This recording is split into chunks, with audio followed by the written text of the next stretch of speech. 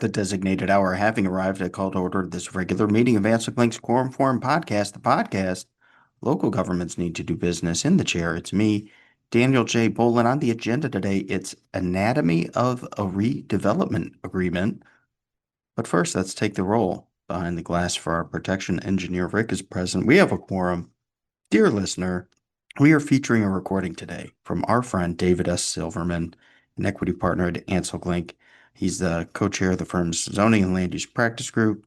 David draws on his prior career as a professional planner to advise both public and private sector clients, and he negotiates complex economic incentive agreements, including tax increment financing or TIF redevelopment projects. So we're fortunate to have his remarks here today. We're going to delve into the structure and the critical components of a redevelopment agreement. David recently gave a talk about this at the Southland Development Authority's TIF talk training session. You might hear some, he was joined there by Brett Pudspeth from Ryan Companies and Bo Kemp from the Southland Development Authority and Homewood Mayor Rich Hofeld. But we're going to focus on David's comments here today. And what he had to share with us was comments about the, just the framework of a redevelopment agreement, the incentive structure. You're going to hear him talk about risk mitigation, having clawback provisions to protect the municipality if a project fails, clarity in drafting, and the importance of having clear definitions and project oversight, having performance security, and looking ahead, the transfer of responsibilities to future owners, the nature of survival of obligations under these agreements. It's an excellent framework discussion about anatomy of a redevelopment agreement. So without further ado, Engineer Rick, roll it. So that serves as an interesting segue. If it's all right with everyone, I'm going to stay here because my notes are here. I was having technical issues and I couldn't prove anything. So that's a good seg to what I was going to talk about, specifically in terms of an RDA. But first, as way of introduction, I'm David Silverman. I'm a partner at Ansel Link in Chicago. For those of us who know the firm, we are a local government firm. We also do represent private sector entities, often those entities that have significant dealings with local governments because we know how to deal with local governments. We know the concerns on the local government side, so we leverage that experience.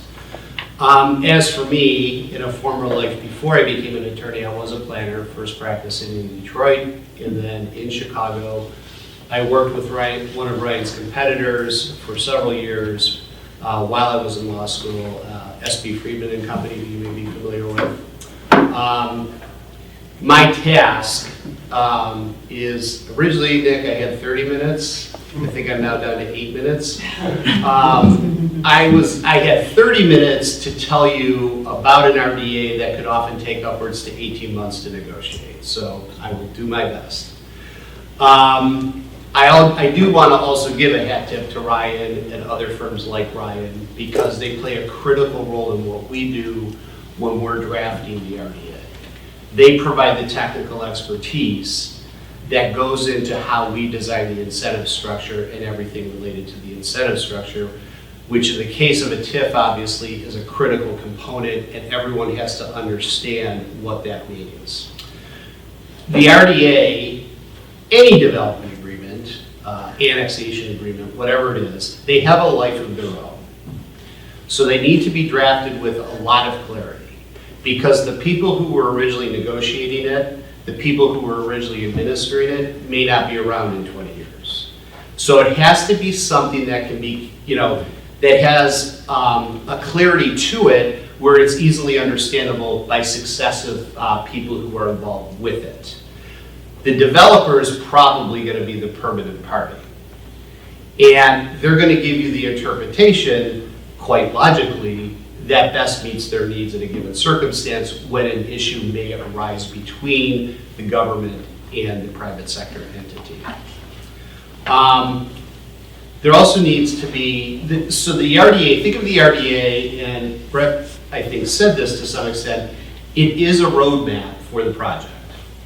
It's a roadmap for not only how that project's going to actually go vertical, but how the incentives are going to flow through it, how things are going to be guaranteed associated with it, be it the infrastructure, whatever it is.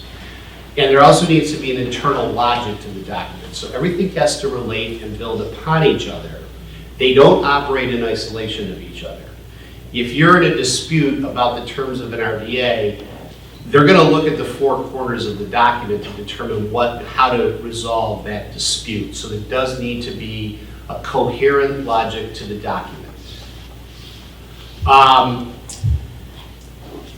The biggest part of our negotiation typically is the incentive structure, and again, that's where Ryan comes in and is incredibly helpful, because each project does stand at its own, and as has been said, the city of Chicago aggressively TIF'd the entire, well, I don't want to say the entire city of Chicago, but a large percentage of the city of Chicago's land area. They did that speculatively in many instances, particularly in Lombard. I mean, they had specific development goals and objectives that they were pursuing, so there was a tie-in there, but we have moved away from doing those large-scale speculative TIFs, like, oh, we're going to just TIF the entire downtown, as Brett was saying, we're going to do all these improvements and investment's going to flow in. That model is at best sketchy. It has not proven always successful. There's a lot of reasons for it, and it does show how complex the development process can be. So what our experience has been is similar to what Brett was saying, that we go pretty TIF specific projects, usually on a pay-as-you-go model. We don't bond. We would encourage any of our clients not to bond. Let the project come to you, let the marketplace set the terms, negotiate those terms out, and then establish a pay-as-you-go model. And again, this is where the TIF consultant is critical, because also you have to have an economic development strategy that determines when you're willing to make the leap to provide an economic incentive, be it TIF, be it sales tax rebate, whatever it is. And most often, in our experience anyway, it's the pro forma gap analysis. The developer has a financial model that you're probably familiar with called the pro forma. In that pro forma, they'll show a gap. They have their conventional financing, they have their short-term financing and their long-term permanent financing. They understand how that covers the cost of the project and how that's amortized in over a long period of time, but then they'll sometimes show a gap. And you test that gap. And based on that test and based on the back and forth you have with the developer, you determine how we're going to fill that gap. Is it going to be TIF? Is it going to be some combination of TIF, sales tax, whatever it is. So that's a critical component to this. The other thing is, given the specifics of the project, you want to design clawback provisions, because this is a public investment in a private sector activity. And while we don't always call them P3s, public-private partnerships, in effect they are. Because anytime the public starts getting involved in helping the private sector do something, there is a partnership established, whether it's formally acknowledged or not. And it is incumbent on public officials to protect that public money, because projects go sideways. And if you haven't had adequate protections in the project, in the RDA, to claw back that investment, you've lost it. And then you become answerable to a lot of people. And depending on how severe it is, I have a specific example in a community on the other side of the state where a lot of criminal charges were leveled against public officials for the way the deal went sideways, how the money got lost, where the money went. You don't want to have that happen, obviously. I don't think I need to emphasize that. If I do need to emphasize that, see me afterwards. The last part of it is, of course, the process. And we talked a little bit about it. The TIF process itself is somewhat involved, properly so, for the reasons I just stated. You're taking public money and you're taking a lot of tax revenue away from a lot of other entities on behalf of the municipality to achieve that economic development goal. Now, of course, it's understood that if we have economic development, it benefits everyone, the whole rising tide thing. So there's a lot of process involved, but again, if you decide you want to include residential in it, either existing or future, that does add additional layers of oversight and considerations in your redevelopment agreement for how you're going to account for the issues that come up with it. So let's just quickly dive in the final 2 minutes I have. So generally what we like to see, RDAs come in a bunch of different shapes and sizes. I've seen RDAs that are 8 pages long. The ones I draft tend to be like almost 100 pages long, and I take great pride in that fact, which may seem to go against my point about clarity, but there's a good reason for it. Because again, the life of the document is such that we need to account for a lot of things. And it is important for the people who are negotiating the terms of the deal to have the foresight to see, okay, well, the project could go wrong this way, and we need to account for it. And it may be specific to the incentive piece, or it just may be specific to the project itself. I've developed over a very long period of time a sixth sense when I can tell, is this developer real, or is this developer aspirational? And you got to be careful with that, because every developer believes their project's the greatest thing that's going to happen to the community. They should. They're selling you on it, right? They are salespeople. Do not misunderstand. I mean, as much as they're a finance person, as much as they understand the law of development, zoning, subdivision, whatever the rest, they are salespeople too. They have to sell the community on their vision for the site. And the community has to have a buy-in to that vision, which then gives rise to why they can comfortably ask you for the incentives in the first place, right? So they're not, if you challenge them and say, well, this part of the project kind of seems a little bit odd, it doesn't seem to really work here. Oh no, here's why it works, da-da-da-da-da-da. And they're going to have an answer for you. And it's probably going to be a pretty good answer. But you got to just be aware of it. And you got to keep your ears perked for the things that just maybe for whatever reason don't seem completely right. And you really got to develop a keen sense for that. So that has to be built into the terms of your RDA. So with the general structure of the RDAs, we like to do it as, how did we get here? The background section. And actually that is a very important part of the process. The narrative. However you present it as whereas clauses, which I think are archaic and dumb, and I don't use them. I just kind of tell a story.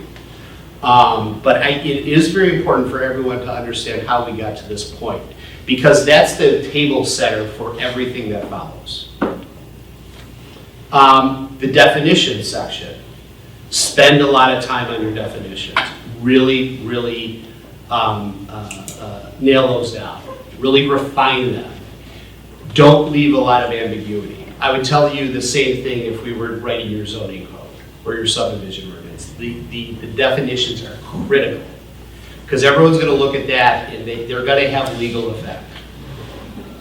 Everything's going to have legal effect, but those things really set the remainder of the terms that are going to follow. We do them sometimes we don't. There's the mutual assistance statement that both parties are going to agree to cooperate with each other with whatever they need to do, da-da-da-da-da. They're going to cooperate with other government entities. I'll do them. I don't think they're necessary, only because it's kind of understood that we're both trying to get to the same place. But, that just kind of comes out in whatever you're doing. We also like to outline the related actions to facilitate the development. So definitely the zoning process, definitely the subdivision process, the engineering and landscaping approval process, and then other things that might be unique. We've had a good number of projects that involve the vacation of public right-of-way.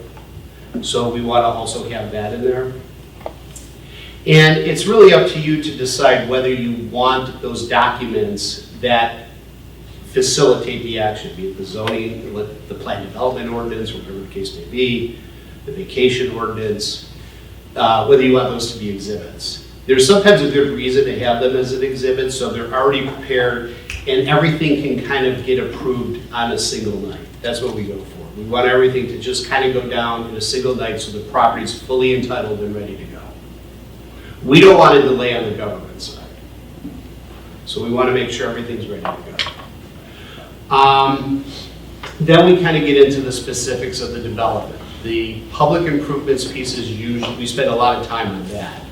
And it's very important to define what you mean by improvements. So this goes back to the definition section. Are you talking just about the public improvements, including, or are you also talking about the private improvements, which could be like the sanitary sewer loops, the water loops, all that kind of stuff? Is it strictly the dedicated improvements? You just need to decide what works in the document and why, and the effect of that definition through the document. You also want to identify all of the codes, ordinances, and documents, including plans, site plans, building elevations, whatever it is, that are going to control what this project looks like. Because you're negotiating for a very specific thing, right? You spent a lot of time talking to this developer, getting to know each other, getting comfortable with each other, and they've sold you on a project. You want that project. That's why you're going through this. That's why you're spending a lot of time and energy on this, and a lot of money.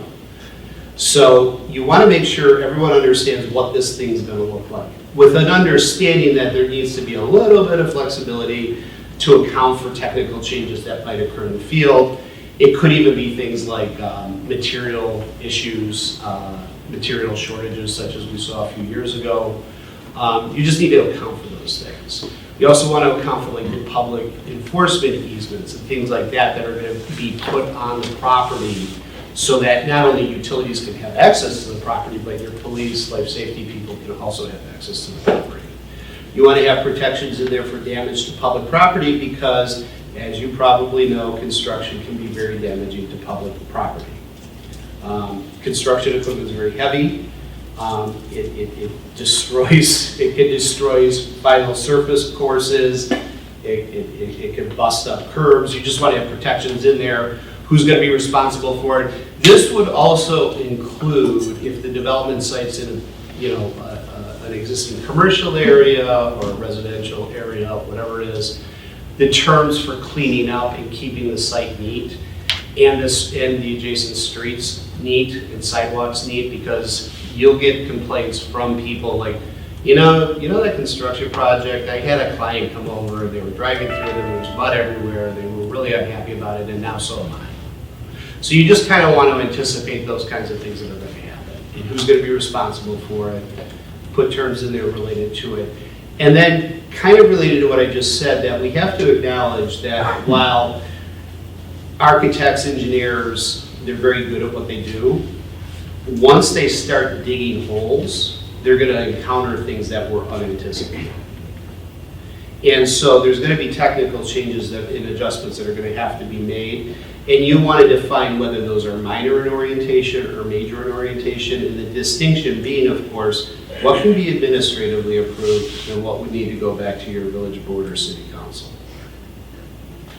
And what may even require them to go back to the plan commission or zoning board of appeals. Because you got to be aware of process. As said, we spend a lot of time on the improvements, and again, it's very important to define what we mean by improvements, or straight in the public, or the public-private, whatever it is. Who has the responsibility to construct them, such as what we were just discussing a few minutes ago on the Markham Amazon. We put the onus on the owner, and there's a good reason for it. Who's familiar with prevailing wage? Yeah. So the good reason to have the owner do it is you can avoid prevailing wage. So keep that in mind. And that does include, TIF is not subject to prevailing wage. It's not implicated. What are the standards that go into the construction of those public improvements? Does your community have a standards and specification manual for those improvements? If they do, make sure it's referenced in there and make sure that's the standard you're going to. If you don't have something, you just have general provisions about what what you expect from public improvements. You can put a statement in there, designed and constructed to the standards of Northeastern Illinois, or whatever. But just have something in there where everyone understands that there is a standard we want to operate from, because, especially for the ones that are going to be dedicated to you, you want to ensure that they're designed and constructed to the highest standard, so that they have the longest life, and you're not taking dedication of future liabilities well before they should be. Schedule for completion of improvements, that's usually worked out between the engineers. There should be an agreed upon schedule. That gives you the opportunity to say, depending on how the relationship's going with the developer, hey, look, you're 3 months behind on getting the sanitary sewer in, and you haven't gone vertical on anything, and the whole project's delayed. What's going on here? So you just kind of want to have a good schedule in there. You also want to have the requirements for obtaining final inspection and approval after punch list for those improvements. How those improvements will be dedicated. We always advise don't take dedication on any improvements until construction is 100% complete and you've issued a CO. You don't want to take a street where there's still active construction going on it, because in 2 years you're going to have to resurface that street if you've taken dedication of it, because you're now the owner of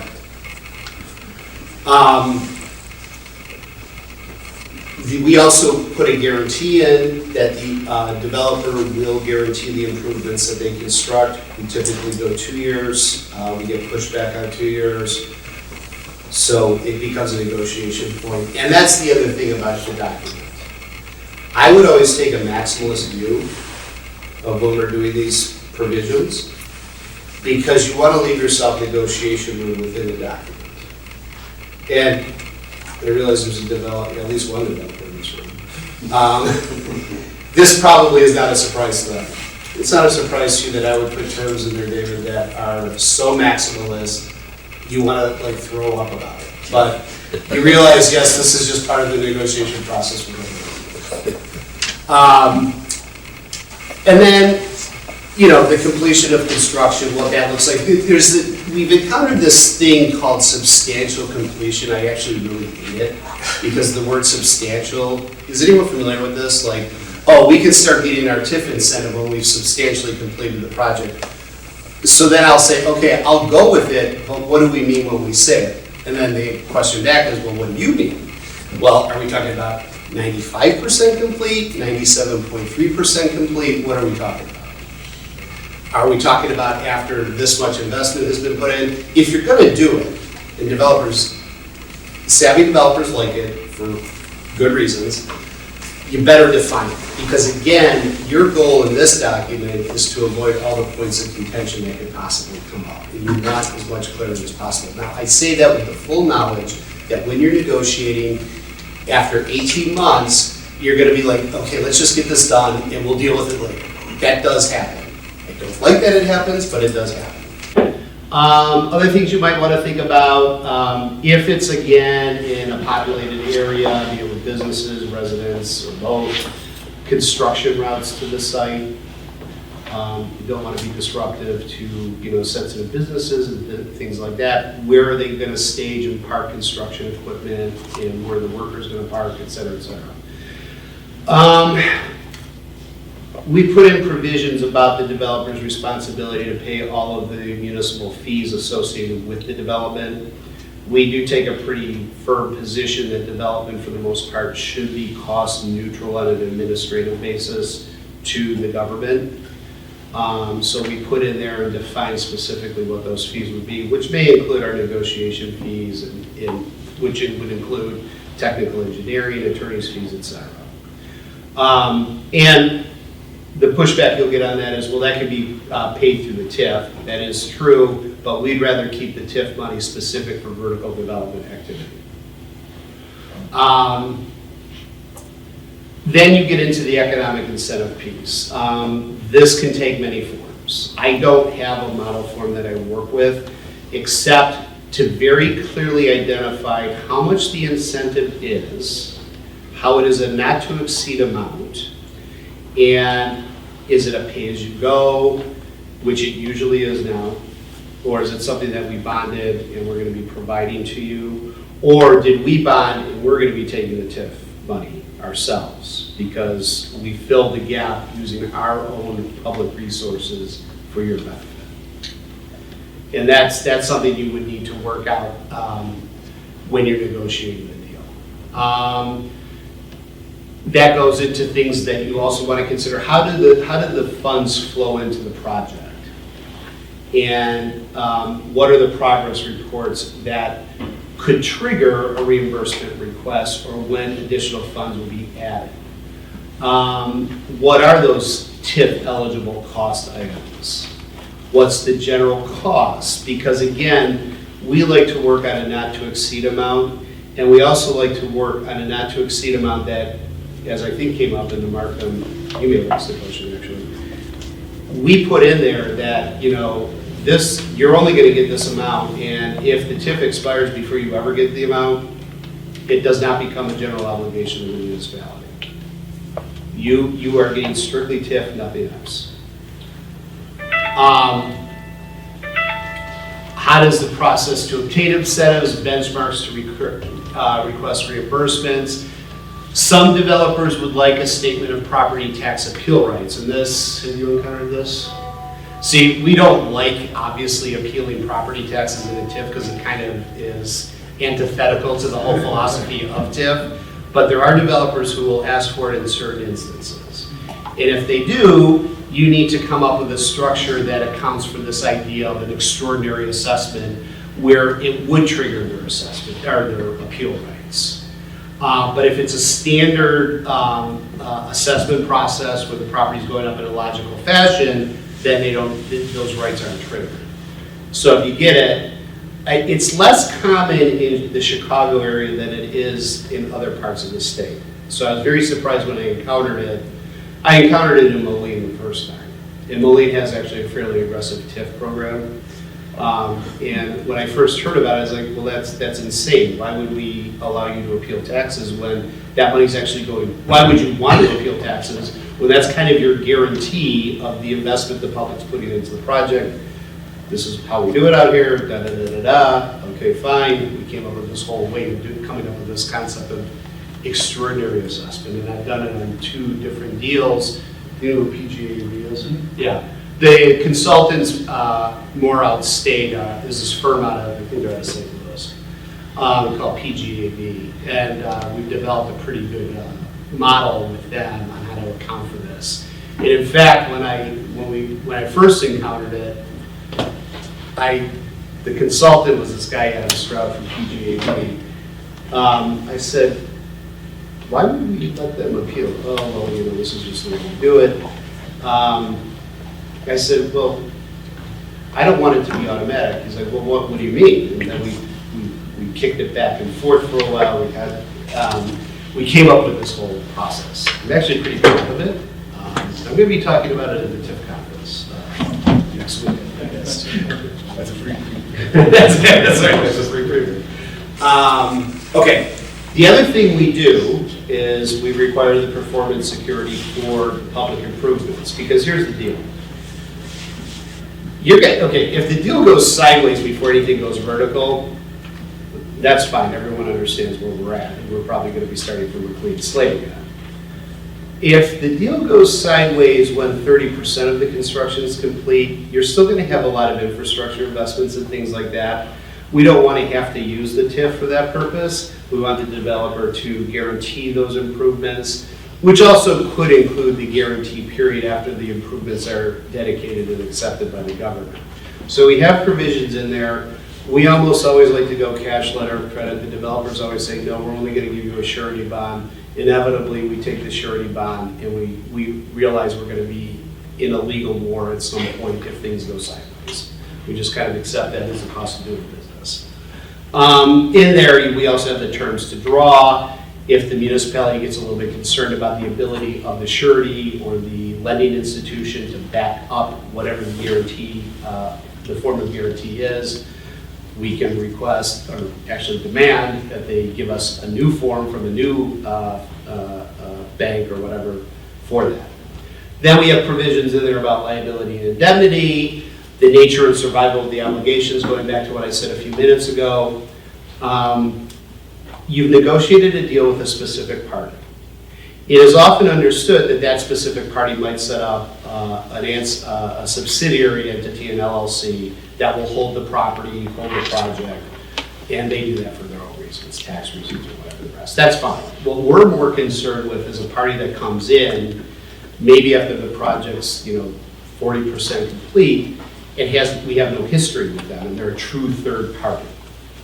So we have nature and survival of obligations, so they understand that they're taking this project, this property, subject to the terms of this deal, and that they have the financial wherewithal and can demonstrate to us that they have the financial wherewithal to do the project as we negotiated it. Of course, you have a term provision. How long does this agreement last for? In the TIF context, it's pretty easy. How many years are left on the TIF? Enforcement provisions, and then general provisions. And the general provisions can oftentimes be treated as a throwaway. They shouldn't, because like your notice provisions are going to be in there. And a lot of notices go out with development deals over a long period of time, depending on the scale of the project. And you want to have good notice provisions. You want to have like who's going to actually be the person who gets notified. If they're not around, who's the second person or the successor, or whatever it is. You also want to have provisions in there about the governing law and how the document's going to be interpreted. How this document gets amended, because that will happen too. Who's responsible for the recordation, the cost of and taking the document actually to the recorder's office. There's other things in there. Don't overlook them. They're very important. They're the administrative components of the document that really make it work.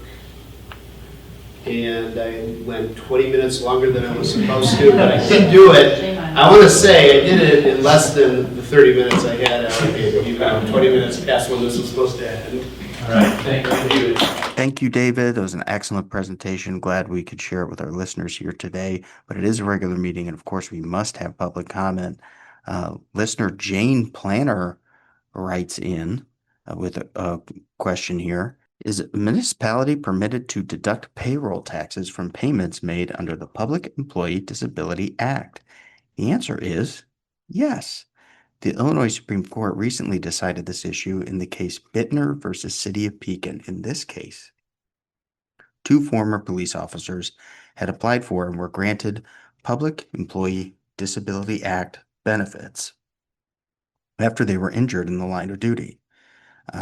This act states that no deduction from payments can be made for sick leave credits, compensatory time for overtime accumulations or vacation, or service credits in a pension fund while the employee is receiving these benefits.